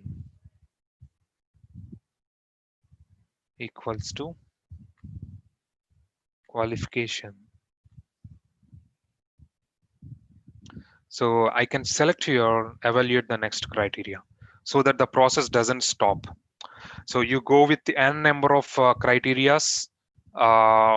This flow chart gets on increasing, and you can define for each criteria what are the actions you can do. So at one point of time, when you say that all your business requirements are met, there will be a stop. So every time a new opportunity or is created or edited, it will verify for all the steps. If any of these criteria is met, that field will be updated or there will be email notification. So that is how we tested with when there is a new attendee record, I will need to receive an email. Let's see if I received an email for that.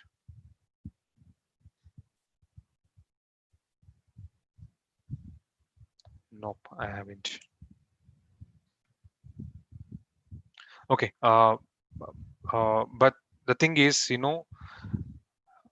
that is how you'll need to set up your email alerts workflows within the Salesforce as well. And for people who are looking out for developing things, there is option for you always to go to the developer console. So you need not have any other developing environment installed on your desktop. It's completely browser mode, and you can just open this and you can start getting with the existing codes, open any resource from the system, or you can start with a completely brand new application which is there.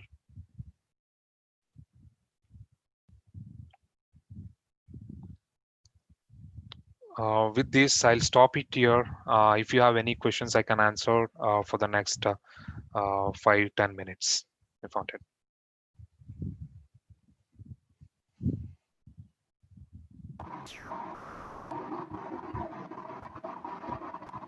So we have queries from YouTube participants. Yep. Named Radhika Omkar. She's asking about what type of apps we can build using Salesforce.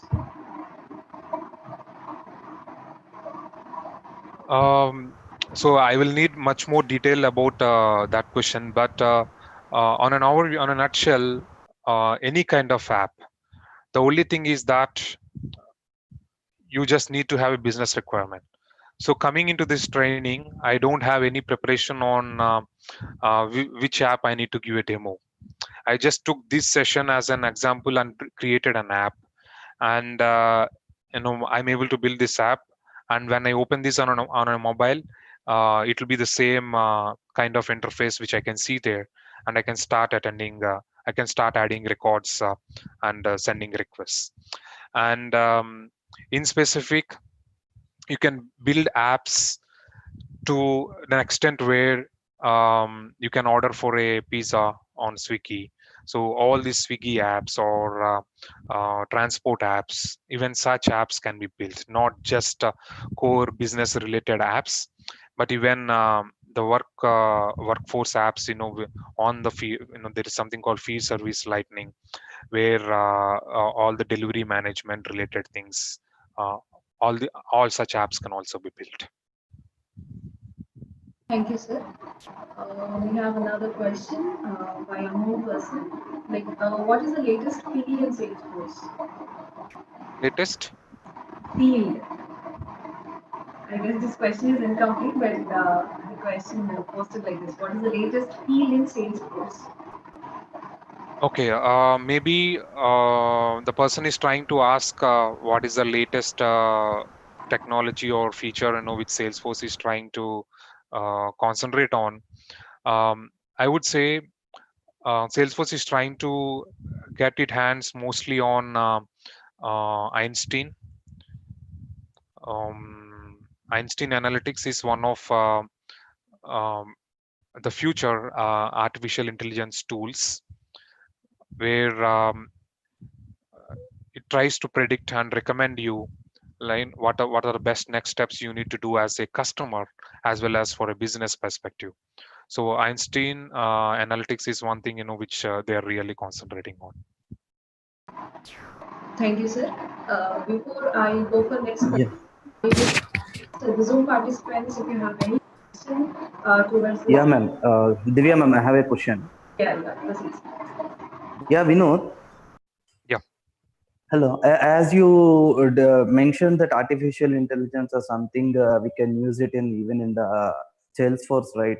So, do we have any add-ons or adapters to make some like because some machine learning algorithms or artificial intelligence tools? So we need to like if we want to run, we need to use some add-on tools, right? Suppose if I'm writing in a Python, I need to use some class, and then I can only I can run I can use some package, and I need to run the program. So in Salesforce, how to do those type of things? Okay.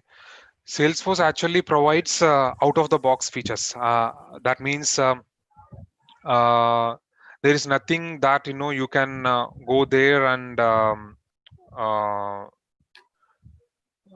build completely from the scratch. Salesforce Okay, will already give you a platform which is AI related, and okay, that is a platform called Einstein. okay, When you enable that Einstein in your Salesforce org, so when you purchase okay, Salesforce and when you enable Einstein, you will have okay, all the capabilities of the AI capabilities of Einstein. Salesforce basically okay, has named the AI which it is using as Einstein. So when you okay, go into that, when you enable that in your Salesforce, and that is a feature which comes with extra cost. So you need to pay some more dollars and get that Einstein Analytics. Analytics is some one part of Einstein, but on overall Einstein is a broader part. And when you have that enabled, you can have your own kind of business logic implemented there within the capabilities of artificial intelligence which Salesforce is using. So okay, if you remember the first mover advantage slide which I showed, there are various tools like okay. which Salesforce has acquired, like Tableau, like MuleSoft Yeah, yeah. integration, Einstein Yes, Analytics, yes. Einstein something like Oh, that. okay, So okay, the reason why it is acquiring all those is that it wants to bring all those incorporated into Salesforce itself. So you need not have a separate platform to build your apps altogether. So you just go into Salesforce, enable that feature, and you start reading, you start modifying or updating the existing codes or creating a new codes within the Salesforce. Okay. Thank you, Vinod. Uh, Hello. Last question by Nagarama Devi. She's asking that is there any source for getting trained in Salesforce? Source for.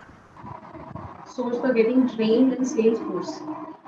Okay, the best platform for anyone to start with Salesforce is trailhead.salesforce.com.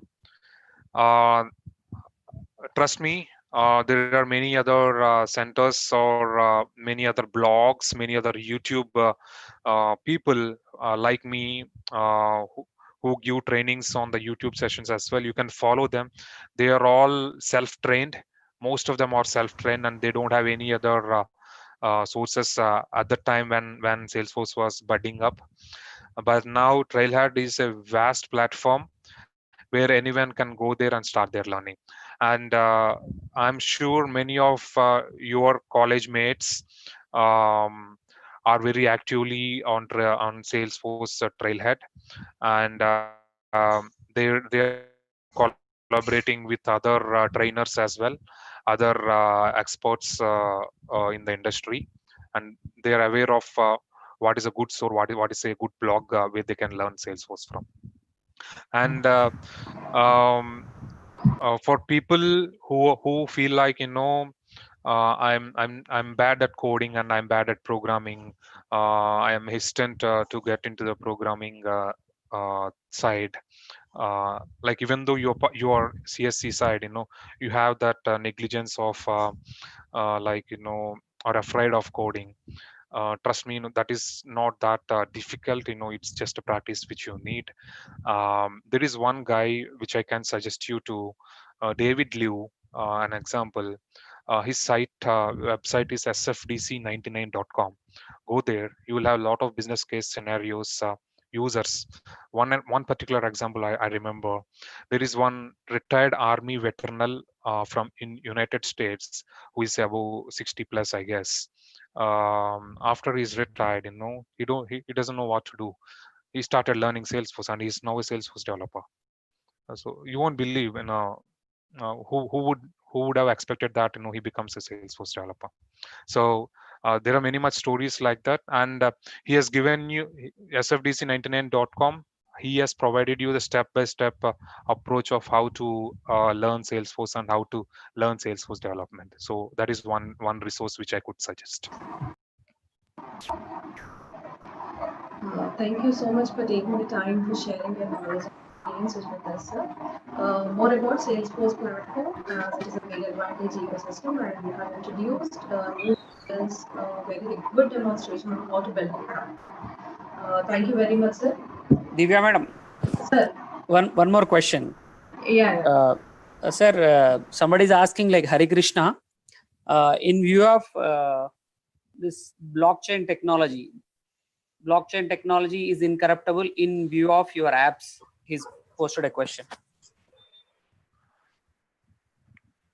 Okay. Frankly, I have no clear idea on how that is being handled here in Salesforce. I'm not related to that subject at this point of time. But what I can say is that Salesforce has its own security and integrity standards, which considers each and every technology which is evolving, and makes its practice in such a way that every data point which is being flown through the Salesforce servers is encrypted and is very much on a high standard of security levels.